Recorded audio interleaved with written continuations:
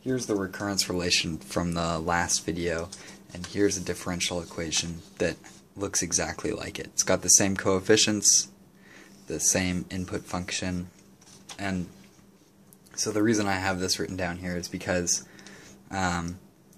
so with the recurrence relations, I've shown all these different ways for solving them and stuff, and they have all these really similar properties to the differential equations, and it seems like in practice, the techniques for solving them are essentially the same as the differential equations, and that's true.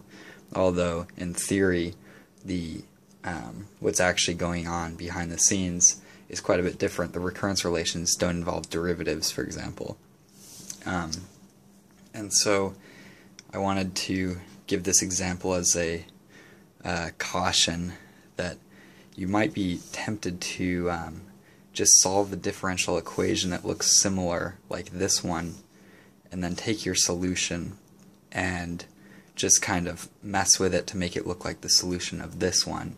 And this is an example of where that's not going to work. So the first thing you look at with these is they both have the same characteristic equation. Lambda is just equal to 1. They're both first order, so we only have one value for lambda. And so let's just do a side-by-side comparison. So the first step would be finding the homogeneous solution.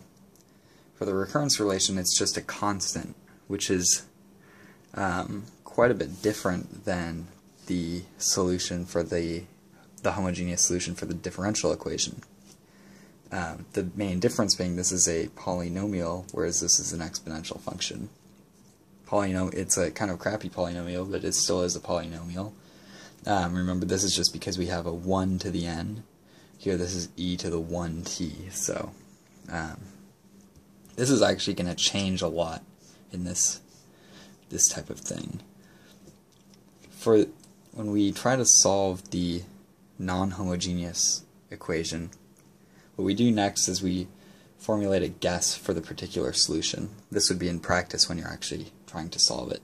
And notice that with the recurrence relation, since the homogeneous solution was constant, normally we would guess a linear function as the particular solution to this thing. But since the homogeneous solution was constant, we had to multiply this guess by n. That didn't happen over here with the differential equation, since we just have like an exponential function there as a solution. So once you determine the coefficients a and b, you get very different answers here, and then you find the general solutions to each, and they're actually very different. So if you are going to try to be lazy, which is usually a good thing, and just solve the differential equations to avoid having to even worry about recurrence relations, then watch out for this type of case. And I guess it's also worth mentioning that only this particular case of recurrence relations, linear constant coefficient recurrence relations, is really that similar to the differential equations. Okay, so let's look at something else. Alright, so what kind of equations would I have to get polynomial solutions? So here, this would be like a second degree polynomial in n, and here a second degree polynomial in t. Because clearly, we're going to have different roots.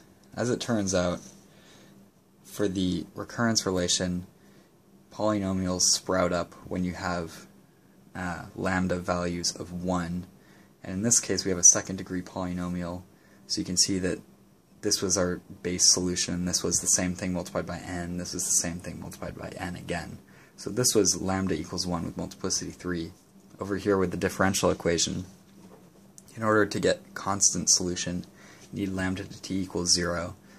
And that's again because your solution is e to the lambda t. So this was lambda equals 0 with multiplicity 3.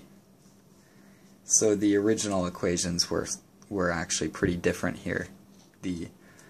This is the recurrence relation. Notice the characteristic equation, lambda cubed minus 3 lambda squared plus 3 lambda minus 1 equals 0. which can be factored to see that lambda equals 1 with multiplicity 3. And then this one, which is extremely obvious in the case of derivatives, because taking the derivative of a polynomial, clearly if you take the third derivative of this, it would be 0, because this is a second degree polynomial.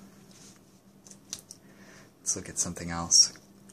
So now let's think of what happened if we had these same equations here, this same recurrence relation, this same differential equation, but we made them non-homogeneous, and specifically we gave them input functions which overlapped with the solutions.